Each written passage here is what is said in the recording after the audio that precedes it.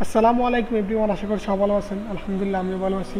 তো আজকে আপনাদের সবার জন্য আরেকটা গুরুত্বপূর্ণ হাদিস নিয়ে আসলাম, যে হাদিসটার উপর আমল করলে আল্লাহ তাআলা আপনাদের সকল দোয়া কবুল করবে এবং আপনাদের দুনিয়া আখিরাতকে খুবই সুন্দর করে দিবেন।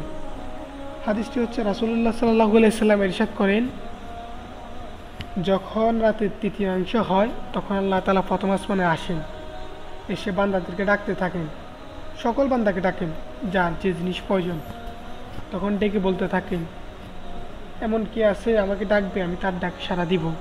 এবং বলতে থাকেন, এমন কি আছে যার যে জিনিস প্রয়োজন আমার কাছে চাইবে, আমি তার ওই প্রয়োজনটা পূরণ করে দিব। এবং বলতে থাকেন, কি আমার কাছে মাপ চাইবে, আমি তাকে ক্ষমা করে দেব। আর হাদিসটি হচ্ছে সহিহ, তাই আমরা সকলে এই হাদিসটির উপর আমল করার চেষ্টা করব।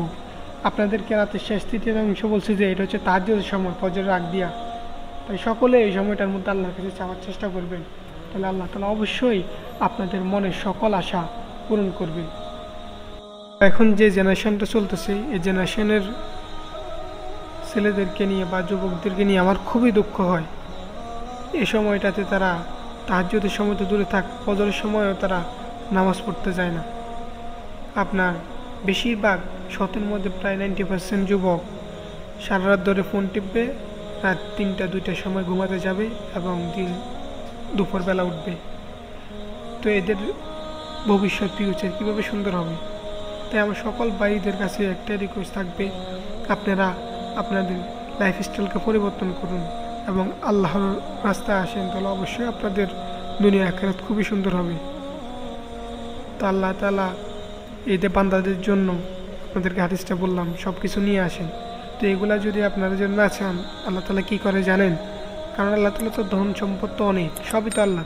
তো আল্লাহ তাআলা এগুলা সাগর, নদী, সমুদ্রে রেখে দেন। তাই দেখবেন সারা পৃথিবীর মধ্যে সবচেয়ে বড় নদী, সমুদ্র, এরপরে হচ্ছে আপনার পাহাড়। আল্লাহ তাআলা এই বান্দার সকল সম্পদ যখন তিনি চলে যান তৃতীয়াংশের পর, ফজরের আজানের পর, তখন সবগুলাই এখানে দিয়ে যান।